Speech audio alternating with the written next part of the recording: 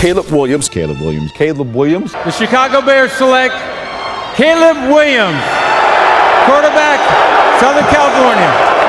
Rome Odunze. The Chicago Bears select Rome Odunze, wide receiver, Washington. The Chicago Bears, a franchise that has been brutal to watch with a 312 and 314 record since 1985. But the last couple of seasons, you could sense something was coming, and Ryan Poles has completely changed the excitement in the city about this team after bringing in a few players, making trades, and now absolutely exploding this offseason, making this one of the most talked about teams in the NFL as we start to approach week 1 of the 2024 season. I mean, you can just go back to 2022, where the Bears went 3-14 with this roster to what they have now, and it's almost a complete 360 turnaround. And it all came from the Carolina Panthers' decision to go all in and trade for the #1 pick, which ended up being Alabama's Bryce Young, which gave Chicago the #1 pick in this year's draft after a terrible Panthers season.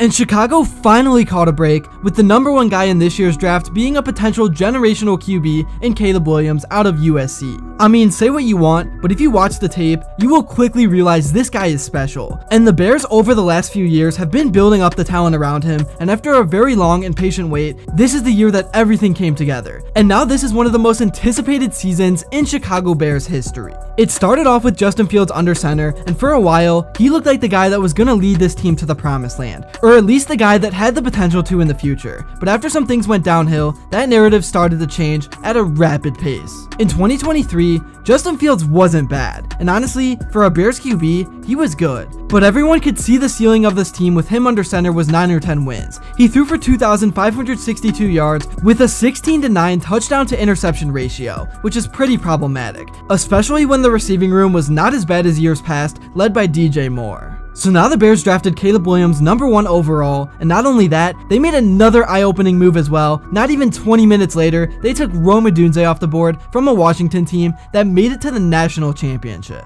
He is an electrifying receiver, and Caleb was pretty excited when it happened. Let's go. Hell yeah. I would have spiked this water, but we got cameras. What happened? We got our guy. Who's your guy? Uno. The Bears also got the attention of the football world on March 14th when they traded for and then Cole Kmet over at tight end, all lining up in front of Caleb Williams, is going to bring nightmares for opposing defenses. Here's what the media has to say about it. They drafted Washington's Rome Odunze 9th overall. That gives them a top 3 of DJ Moore, Allen, and Odunze at wide receiver. All that makes up one of the best supporting casts in the league for first overall pick Caleb Williams. Mina, what do you want to see from Williams to know that he'll be able to capitalize on being surrounded by this talented skill group that Bill has focused on here? One of the reasons why I love the fact that the Bears have surrounded Caleb Williams with this talent, and I agree with Bill's assessment of the skill group, is not only obviously, you want to give your young quarterback good players, it's going to help the offense be more productive, all of that, but what it does for his development mentally. So that brings me to another facet of this offense that I haven't talked about yet, and Ryan Poles bringing in DeAndre Swift. He's one of the more underrated backs in this league, and even with the narrative that's been surrounding this league that running backs are no longer important, I personally don't think it's true, and I mean, having a good running back can only help with things. And I thought the Bears got him on a pretty good bargain of $24 million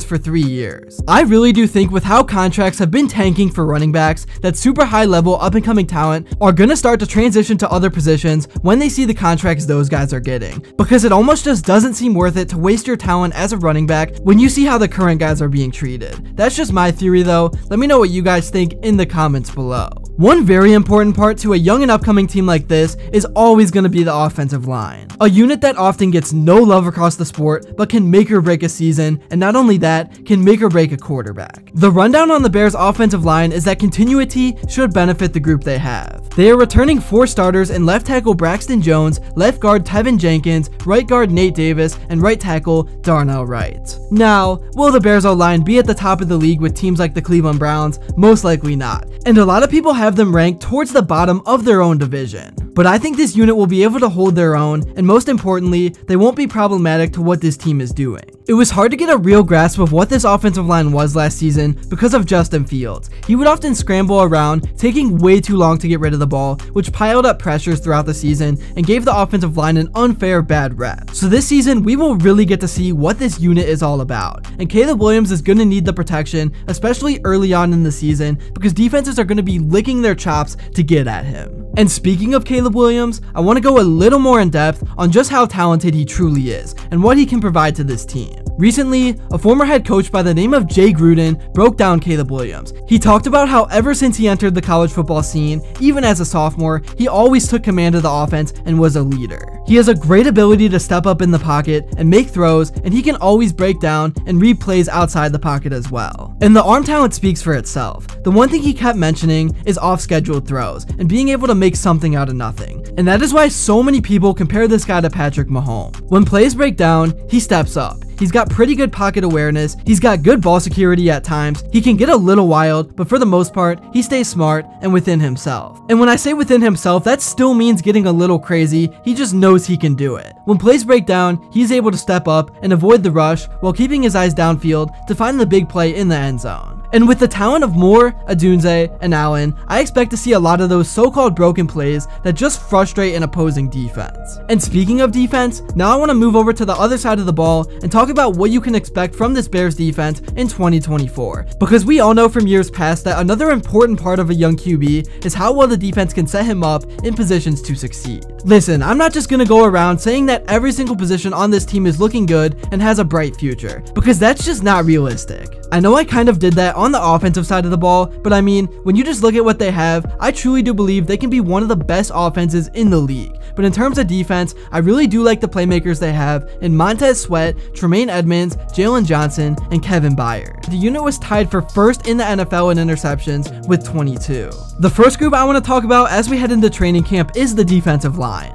Billings was one of the best free agent additions for Chicago last season, as they took a one-year flyer on him and he turned into a key piece of the defensive line. While he's not someone whose name is frequently praised or his contributions noticeable in the box score, Billings does a lot of the dirty work in the trenches. His biggest contribution has been helping turn around the run defense in a huge way. The Bears had the second worst run defense in the NFL 2 seasons ago, allowing an average of 157.3 rushing yards per game. And last season, Chicago allowed just 86.4 yards per game, which ranked first in the entire league. The Bears re-signed Billings to a 2-year extension in the middle of last season, where it was clear they didn't want to risk letting him go. He'll once again be the cornerstone along the defensive line. In the secondary, many Bears fans were a little pissed off that PFF ranked them at number 19. I think some even expected to see this unit in the top 10. Honestly, from what I've seen many people say this offseason, the Bears secondary is like the strength of this team. So I get why people were upset about it, but at the end of the day, that is why they play the games on the field, and what people say really doesn't matter. And some of the players in the secondary seeing this may have just gotten even more motivation from it. But it is just bizarre to me to look at this list and see the Bears so far down, especially with how I said this team was tied for the league in interceptions and they made Jared Goff look like an average QB. The Bears added a seasoned veteran to their defensive back room in March when they signed 9-year safety Kevin Byard, a 2-time Pro Bowler with the Tennessee Titans, whose 28 career interceptions are tied for 5th among active NFL players. Byard has enjoyed working with his new teammates in the secondary. It's been pretty cool, he said. I'm the elder statesman now, so I don't have as much energy as all those guys, but it has been exciting. Jaquan is a really vocal guy who has a lot of energy, same thing with Kyler. He has his Spider-Man swag. I like that a lot. And then Jelani and Riku on the outside, those guys are locked down. So it's been exciting. It's been a lot of fun, just communication, doing different things on the back end. I expect us to be really good this year. The Bears will start off the 2024 campaign week 1 against the Tennessee Titans at home in what should be a very anticipated matchup with 2 young QBs. And if they are ready to compete on the highest level, or will we still need to wait for them to develop even more? But after this, things look very bright as they play 5 straight winnable games against the Panthers, Jags, Commanders, Cardinals, and Patriots. I would not be shocked at all if the Bears went 4-1 through the stretch of games, so I predict Chicago to start off the season 6-3. And if they do that, you already know everyone will start to talk about the playoffs. But the Bears can't get ahead of themselves because they will have a way tougher end of the season. But I mean, even just getting 9 or 10 wins would be a major success to show this team is headed in the right direction. And 10 wins usually results in a wild card spot. But I don't want to get too ahead of myself, and this team just needs to take it week by week, make the necessary adjustments, and never get too high or too low. It's an exciting time to be a Chicago fan right now, at least in terms of football, and I just can't wait to see what this team can do in 2024. It's not often that you see a team draft a generational QB and then just a few picks later have a chance to take a top receiver off the board as well. Only time will tell to see what this team truly is, but all signs point to them being one of the most exciting up-and-coming teams we have seen in recent years. But let me know what you guys think of the Bears in the comments below. Thank you all for watching. Make sure to like and subscribe if you haven't yet, and let me know what you would like to see next. And until then, I will see you all later.